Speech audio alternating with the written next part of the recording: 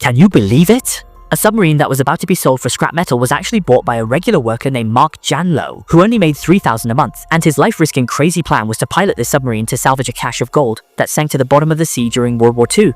Mark was originally a salvage diver for a company, and during one mission, he unexpectedly discovered a German U-boat from World War II.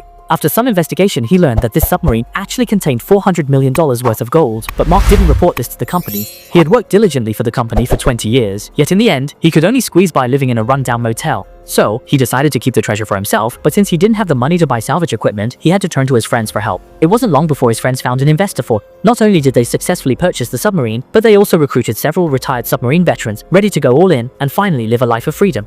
After a brief rest and some preparations, they set off in this old, worn-out submarine. But they hadn't gone far when, unexpectedly, the instruments inside the submarine suddenly malfunctioned. Everyone scrambled to find the problem, but at that moment, the submarine kept sinking deeper into the ocean. Soon the crew found the source of the problem. It turned out that the submarine's main shaft was so old that it completely broke down after running for just a short while. Now, the submarine couldn't move at all. The crew thought they were doomed, but Mark didn't see it that way. He immediately analyzed the seafloor map and suddenly realized that they were actually very close to the German submarine. If they could find the main shaft from that submarine and replace theirs with it, their own submarine could be brought back to life. So he and a few team members quickly put on their diving suits and soon made their way outside the submarine. Next, one of them set up equipment beside the submarine, while the others went off to search for the German submarine. But unexpectedly, they hadn't gone far when they found their path blocked. A tall underwater hill stood in their way, meaning their last hope was dashed.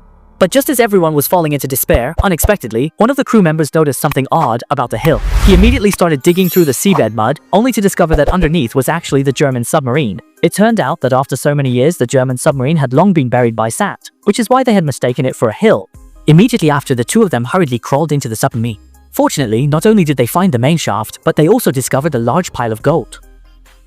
But just as they had packed up the gold bars and the main shaft, thinking their hardships were finally over, a new unexpected event quietly arrived.